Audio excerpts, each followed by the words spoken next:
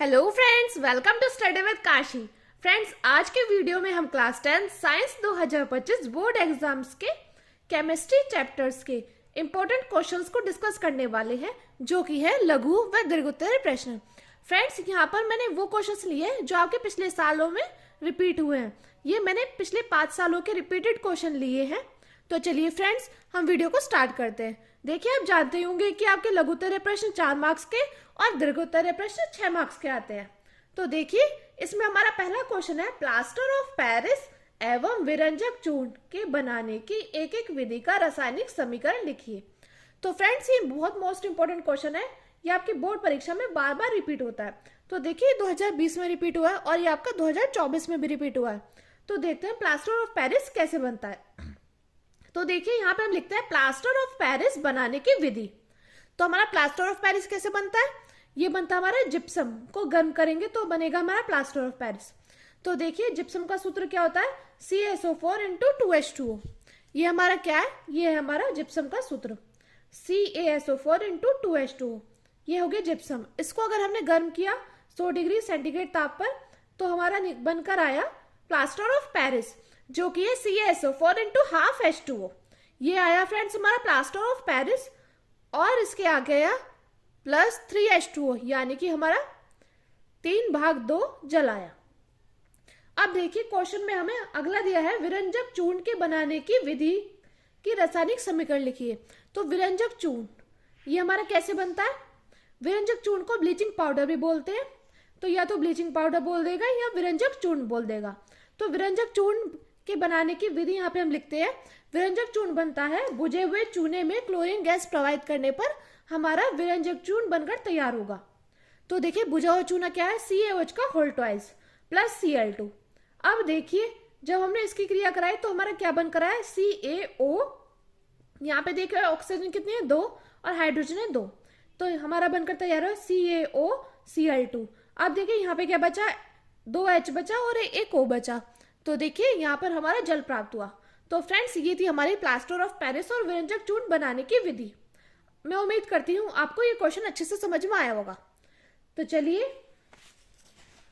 हमारा अगला important question है, कार्बन की सर्वतोमुखी प्रकृति को स्पष्ट करते हुए इसके 2 विशिष्ट गुण लिखिए।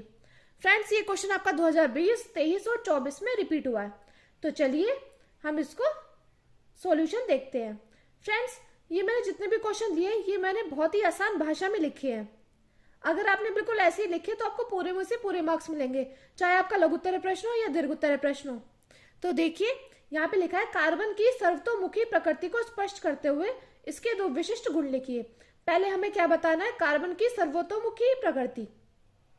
तो देखिए, हम लिखते हैं कार्बन दूसरे कार्बन के साथ एकल बंध, यानी कि C बॉन्ड C, कि कार्बन दूसरे कार्बन के साथ एकल बंध भी बना सकता है, द्विबंध भी बना सकता है और त्रिबंध भी बना सकता है, और ये एक लंबी श्रृंखला भी बना सकता है। क्या बना सकता है ये? देखिए, बहुत ही आसान भाषा में लिखा है मैंने कि कार्बन दूसरे कार्बन के साथ एकल बंध भी बना सकता है, द्विबंध भी बना सकता है और त्रिबंध भी बना सकता है, और ये एक लंबी श्रृंखला भी बना सकता है। क्या बना सकता है? एक लंबी श्रृंखला भी बना सकता है। तो ये कहलाती है हमारी कार्बन की सर्वतोमुखी प्रकृति। था ना फ्रेंड्स, बहुत ही आसान कि कार्बन की सर्वतोमुखी प्रकृति। तो इसमें हमने लिखा कार्बन दूसरे कार्बन के साथ एकल बंध, द्विबंध और त्रिबंध भी बना सकता है, और ये एक लंबी श्रृंखला भी बना सकता है। तो ये कहलाती है हमारी कार्बन की सर्वतोमुखी प्रकृति। फ्रेंड्स, ये मोस्ट इंपोर्टेंट क्वेश्चन है, आपका 2020, 23, 24 में रिपीट हुआ है और 2025 में भी आपको देखने को जरूर मिलेगा। अब देखिए, हम इसके लिखते हैं 2 विशिष्ट गुण। तो देखिए, विशिष्ट गुण में हम लिखते हैं, कार्बन C सहसंयोजक बंध बनाता है। तो क्या बनाता है? कार्बन C सहसंयोजक बंध बनाता है। दूसरा हम लिखते हैं, कार्बन का एक परमाणु दूसरे कार्बन के परमाणु से जुड़कर एक लंबी श्रृंखला बना सकता है। तो ये हो गए इसके 2 विशिष्ट गुण, कि कार्बन सहसंयोजक बंध बनाता है, दूसरा है कार्बन का एक परमाणु दूसरे कार्बन के परमाणु से जुड़कर एक लंबी श्रृंखला बना सकता है। तो फ्रेंड्स, ये था आपका क्वेश्चन का आंसर।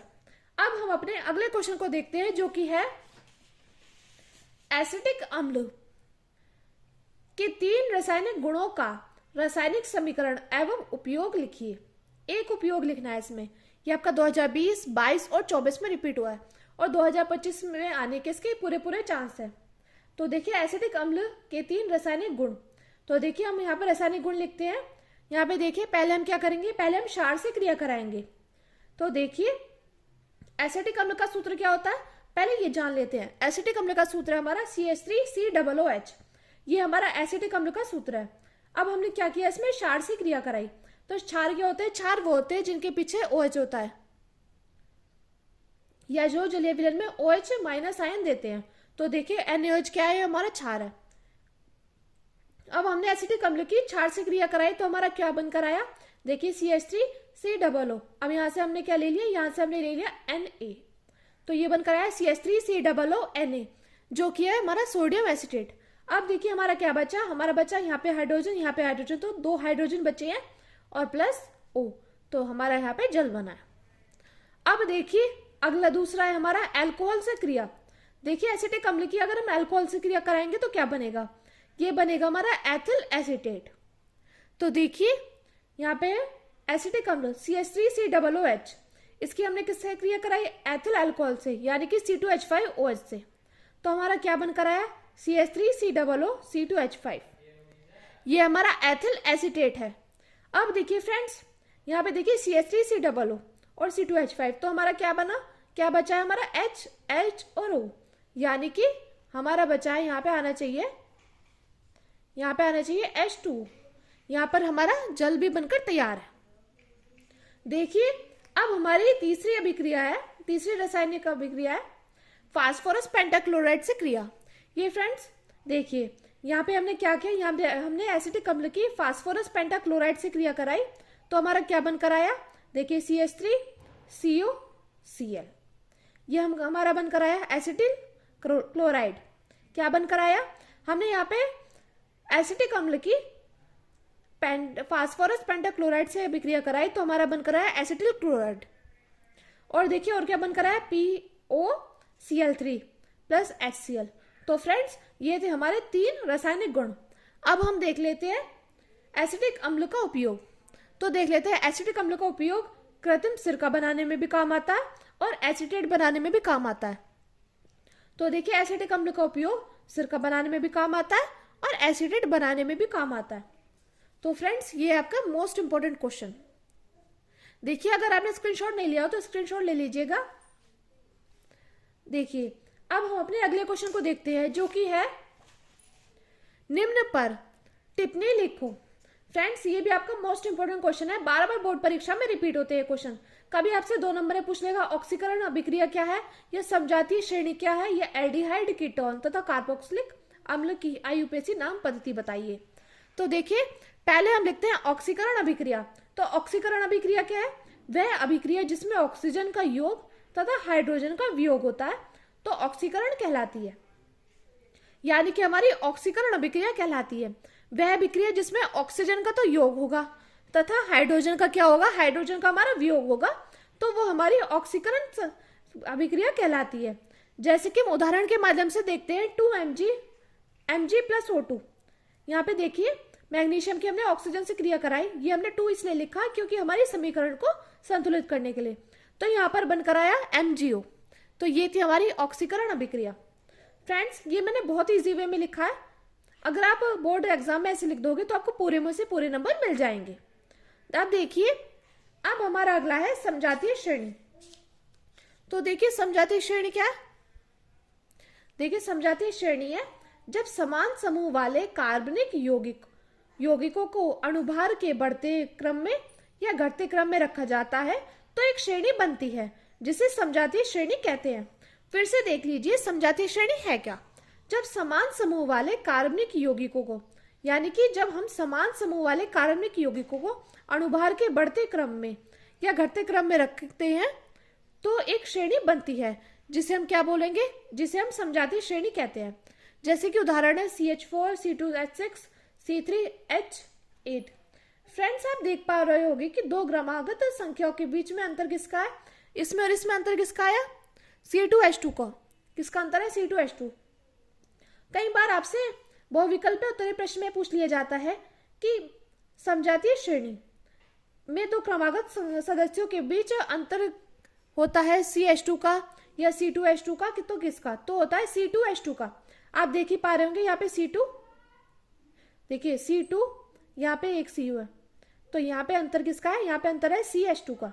और देखिए कई बार हमारे बहुविकल्प उत्तर प्रश्न में ये भी पूछ लिया जाता है कि दो क्रमागत सदस्यों के बीच अंतर, परमाणु भार का अंतर क्या होता है? तो ये होता है हमारा 14। तो फ्रेंड्स, ये थे हमारे मोस्ट इंपोर्टेंट क्वेश्चन। अब हम अपने अगले क्वेश्चन को देखते हैं, जो कि है, अभी क्वेश्चन पूरा नहीं हुआ है। देखिए अब हमें तीसरा क्वेश्चन है हमारा, इसमें टिप्पणी लिखने के लिए एल्डिहाइड, कीटोन तथा कार्बोक्सिलिक अम्ल की IUPAC नाम पद्धति बताइए। तो देखिए फ्रेंड्स, ये क्वेश्चन भी आपका बार बार बोर्ड परीक्षा में रिपीट होता है। तो देखिए यहाँ पे देखिए, यहाँ पे हमने लिखा है एल्डिहाइड, यहाँ पे लिखा है कीटोन और यहाँ पे लिखा है कार्बोक्सिलिक अम्ल। फ्रेंड्स, ये क्वेश्चन मैंने जैसे लिखा है, आप बोर्ड एग्जाम में ऐसे लिख कर आना तो आपको पूरे में से पूरे नंबर मिलेंगे। पहले हमने क्या किया है, पहले हमने यहाँ पे समूह लिखे हैं। तो समूह है CHO, एक कार्बन बंद, एकल बंद CHO, और देखिए कीटोन का है double bond C double bond O, और कार्बोक्सिलिक अम्ल का है single bond C double OH। अब देखिए इसकी संरचना क्या है, इसकी संरचना है C, यहाँ पे एकल बंद, यहाँ पे एकल बंद, यहाँ पे H लगा दिए, यहाँ पे डबल बॉन्ड O। और देखिए कीटोन की संरचना क्या है, C पे सिंगल बॉन्ड, यहाँ पे डबल बॉन्ड O। अब देखिए कार्बोक्सिलिक अम्ल की संरचना है हमारी, यहाँ पे एकल बंद, यहाँ पे C, यहाँ पे OH, यहाँ पे डबल बॉन्ड O। अब देखिए अनुलग्न, इनके अनुलग्न क्या है? अनुलग्न वो होते हैं जो इनके पीछे लगते हैं। तो देखिए एल्डिहाइड के अनुलग्न है अल, कीटोन का है ON, और कार्बोक्सिलिक अम्ल का है ओइक अम्ल। फिर से देख लीजिए, एल्डिहाइड का है अल, कीटोन का है ON, और कार्बोक्सिलिक अम्ल का है ओइक अम्ल। अब देखिए प्रथम सदस्य इसमें कौन से हैं? तो देखिए इसके आगे H लगा दो तो हो जाएगा HCHO। तो ये इसको क्या बोलेंगे हम? इसको बोलेंगे मैथेनल, इसके पीछे क्योंकि अल आना है, इसको बोलेंगे मैथेनल। अब देखिए CH3CO CH3, तो ये होगा हमारा प्रोपेनॉन। क्या होगा? प्रोपेनॉन। अब देखिए इसके आगे क्या लगा देंगे? H लगा देंगे तो हो जाएगा HCOOH, ये हो जाएगा मैथेनोइक अम्ल। तो फ्रेंड्स, ये थे हमारे मोस्ट इंपोर्टेंट क्वेश्चन। अगर आपने स्क्रीनशॉट नहीं लिया हो तो स्क्रीनशॉट ले लीजिएगा। चलिए अब हम अपने अगले क्वेश्चन को देखते हैं, जो कि है निम्नलिखित में से प्रत्येक के दो दो उपयोग लिखिए। फ्रेंड्स, ये क्वेश्चन में मोस्ट इंपोर्टेंट है, 2020, 22, 23 और 24 में आया हुआ है। इसके 2025 में आने के पूरे चांसेस है। तो देखिए इस पर हमें दो उपयोग लिखने, एक तो धावन सोडा, एक विरंजक चूर्ण पर। तो धावन सोडा के उपयोग है कपड़े धोने में और कागज के निर्माण में। किस किस में? धावन सोडा के उपयोग कपड़े को धोने में और कागज के निर्माण में। कागज के निर्माण में क्यों? क्योंकि धावन सोडा क्या होता है? धावन सोडा हमारा चिकना होता है, इसलिए हमारे कागज के निर्माण में इसका उपयोग होता है और कपड़े धोने में। अगला देखिए, अगला है विरंजक चूर्ण के उपयोग। तो विरंजक चूर्ण यानी कि ब्लीचिंग पाउडर का उपयोग होता है जल को कीटाणुनाशक बनाने में और कपड़े का रंग उड़ाने में। तो फ्रेंड्स, ये थे हमारे दो दो उपयोग धावन सोडा और विरंजक चूर्ण के। ये क्वेश्चन मोस्ट इंपोर्टेंट है, बार बार बोर्ड परीक्षा में देखने को मिलता है। देखिए अब हम अपने अगले क्वेश्चन को देखते हैं। संतृप्त तथा असंतृप्त हाइड्रोकार्बनों को उदाहरण सहित स्पष्ट करो। तो ये क्वेश्चन आपका 2020, 23 और 24 में आया हुआ है। तो देखिए यहाँ पे हमने संतृप्त हाइड्रोकार्बन लिखा और यहाँ पे असंतृप्त हाइड्रोकार्बन लिखा है। अब देखिए हम यहाँ पे लिखते हैं कार्बन व कार्बन के बीच में एकल बंध पाया जाता है। ये हमारा किस में पाया जाता है? संतृप्त हाइड्रोकार्बन में, कि कार्बन व कार्बन के बीच में एकल बंध पाया जाता है। तो देखिए आप देख पा रहे होंगे यहाँ पे कार्बन कार्बन के बीच में एकल बंध है, इसको क्या बोलेंगे? इसको बोलेंगे हम एल्केन। क्या बोलेंगे? एल्केन। अब देखिए असंतृप्त हाइड्रोकार्बन में कार्बन व कार्बन के बीच में द्विबंध व त्रिबंध पाया जाता है। जैसे कि आप देख पा रहे होंगे C डबल बॉन्ड C, इसको बोलेंगे एल्कीन, और C ट्रिपल बॉन्ड C को बोलेंगे एल्काइन। यानी कि संतृप्त हाइड्रोकार्बन में तो हमें एल्केन प्राप्त होता है, लेकिन असंतृप्त हाइड्रोकार्बन में हमारे द्विबंध और त्रिबंध पाए जाते हैं, जिसे एल्कीन और एल्काइन बोलते हैं। अब देखिए अगला लिखते हैं हम, जलने पर संतृप्त हाइड्रोकार्बन जलने पर स्वच्छ नीली ज्वाला देता है। क्या देता है हमें? संतृप्त हाइड्रोकार्बन जलने पर स्वच्छ नीली ज्वाला देता है। अगला देखते हैं, जलने पर काले धुएं के साथ पीले रंग की ज्वाला भी देता है। असंतृप्त हाइड्रोकार्बन क्या होता है, जलने पर काले धुएं के साथ पीले रंग की ज्वाला भी देता है। अब देखिए हम अगला लिखते हैं, इनका सामान्य सूत्र CnH2n+2 होता है। तो किसका होता है, ये एल्केन का होता है। तो इनका सामान्य सूत्र CnH2n+2 होता है। और देखिए सामान्य सूत्र होता है CnH2n किसका होता है, एल्कीन का होता है, और CnH2n-2 एल्काइन का होता है। तो फ्रेंड्स अगर आपने स्क्रीनशॉट नहीं लिया तो स्क्रीनशॉट ले लीजिएगा। देखिए अब हम अपने अगले क्वेश्चन को देखते हैं, जो कि है अल्कोहल एवं अम्ल के मध्य की अभिक्रिया क्या कहलाती है, समीकरण में दीजिए। तो फ्रेंड्स ये भी आपका मोस्ट इंपोर्टेंट क्वेश्चन है, आपका 2020, 22, 23 और 24 में आया हुआ है, और 2025 में आने के इसके पूरे चांस है। तो देखिए अल्कोहल व अम्ल के मध्य की अभिक्रिया क्या कहलाएगी, ये कहलाती है हमारी एस्टरीकरण। तो आपको बोर्ड एग्जाम में कैसे लिखना है कि अल्कोहल व अम्ल के मध्य की अभिक्रिया एस्टरीकरण कहलाती है। तो ये तो आपको लिखना है ब्लू पेन से, और क्या की जगह एस्टरीकरण लिखना है हमारी ब्लैक पेन से। अब देखिए हम इसकी समीकरण दिखाते हैं। तो ये देखिए CH3COOH, यहाँ पे हमने अम्ल की क्रिया किससे कराई, अल्कोहल से। तो इसकी क्रिया हमने अल्कोहल से कराई, तो हमारा क्या बना, CH3COO C2H5, यानी कि ये बना हमारा एथिल एसीटेट। इसको हम क्या बोलेंगे, इसको हम एस्टर भी बोलते हैं। क्या बोलते हैं इसको हम एस्टर भी बोलते हैं। दोबारा देख लीजिए CH3COOH, अम्ल की क्रिया हमने किससे कराई, अल्कोहल से, तो C2H5OH। इससे क्रिया ही तो हमारा क्या बना, CH3COO, और यहाँ से हमने C2H5 ले लिया। तो यहाँ पे क्या बना, यहाँ पे बना हमारा एस्टर, यानी कि एथिल एसीटेट। अब देखिए हमारा क्या बचता है, HO, यानी कि H2O, हमारे यहाँ पे जल बचता है। अब देखिए हम अपने अगले क्वेश्चन को देखते हैं, जो कि है भर्जन से आपके समझते हैं, उदाहरण से समझाइए। तो फ्रेंड्स ये भी आपका मोस्ट इंपोर्टेंट क्वेश्चन है, आपका 2022 और 23 में आया हुआ, 2025 में इसके आने के पूरे चांस है। तो देखिए भर्जन की परिभाषा हम लिखते हैं कि सल्फाइड एस्को को उनके गलनांक के नीचे गर्म करने पर ऑक्साइड एस्को में बदलना भर्जन कहलाता है। यह क्रिया वायु की उपस्थिति में होती है। देखिए भर्जन यानी कि सल्फाइड एस्क, यहाँ पे हम लिखेंगे, यहाँ पे हमने 3 बातें एक साथ लिख दी कि सल्फाइड एस्को को उनके गलनांक के नीचे, देखिए सल्फाइड एस्को को उनके गलनांक के नीचे, किसे कैसे करना है, उनके गलनांक के नीचे करना है, गर्म करने पर ऑक्साइड एस्को में बदलना क्या कहलाता है, हमारा भर्जन कहलाता है। यह क्रिया वायु की उपस्थिति में होती है। ये मोस्ट इंपोर्टेंट बात है कि यह क्रिया वायु की किस में होती है, उपस्थिति में होती है। दोबारा देख लीजिए, सल्फाइड एस्को को उनके गलनांक के नीचे गर्म करने पर ऑक्साइड एस्को में बदलना क्या कहलाता है, भर्जन कहलाता है, और यह क्रिया वायु की उपस्थिति में होती है। तो यहाँ पे देख लीजिए, यहाँ पे क्या है हमारा, यहाँ पे हमने सल्फाइड एस्क प्लस O2 कर दिया, इसको हमने गर्म किया तो क्या बना, ऑक्साइड एस्क प्लस SO2। तो फ्रेंड्स ये अब देखिए हम उदाहरण के माध्यम से समझते हैं। यहाँ पे हमने ZnS को लिया प्लस 3O2 को लिया, ये हमने 2 और 3 इसलिए लगाया है कि अपने समीकरण को संतुलित करने के लिए। तो देखिए क्या बनकर आया, ZnO प्लस SO2। तो फ्रेंड्स यहाँ पे हमारा ऑक्साइड एस्क बनकर आया और सल्फर डाइऑक्साइड। तो भर्जन वह है कि सल्फाइड एस्को को उनके गलनांक के नीचे गर्म करने पर ऑक्साइड एस्को में बदलना क्या कहलाता है, भर्जन कहलाता है, और यह क्रिया वायु की उपस्थिति में होती है। फ्रेंड्स ये क्वेश्चन मैंने बहुत ही आसान लैंग्वेज में लिखा है, आपको ये बुक में और क्वेश्चन बैंक में बहुत ही ज़्यादा बड़ा क्वेश्चन दिखेगा, पर अगर आप एग्जाम में ये लिख कर आओगे तो आपको पूरे में से पूरे नंबर मिलेंगे। अब देखिए हम अपने अगले क्वेश्चन को देखते हैं। देखिए यह निम्न यौगिकों के IUPAC नाम लिखो। तो देखिए CH3COOH, ये क्या होगा हमारा, ये देखिए ये हमारे कार्बोक्सिलिक अम्ल के समूह है, तो इसको बोलेंगे हम एथेनोइक अम्ल। और देखिए HCHO ये हमारे एल्डिहाइड समूह के हैं, इसको बोलेंगे हम मेथनॉल। अब देखिए अगला है धातु तथा अधातु में भौतिक गुणों के आधार पर अंतर स्पष्ट करो। तो देखिए धातु और अधातु में हम अंतर स्पष्ट करेंगे, यहाँ पे हम लिखेंगे धातु और यहाँ पे लिखेंगे अधातु। तो यहाँ पे लिखेंगे ये तन्य होती है, ये तन्य होती है, और अधातु में लिखेंगे ये तन्य नहीं होती, ये क्या होती है, भंगुर होती है। और देखिए सेकंड हमारा ये आघातवर्धनीयता होती है, यानी इनको पीट पीट कर चादर बनाई जा सकती है, लेकिन ये आघातवर्धनीयता नहीं होती है। अगला लिखते हैं, यह विद्युत व ऊष्मा की क्या होती है, सुचालक होती है, और यह विद्युत व ऊष्मा की कुचालक होती है।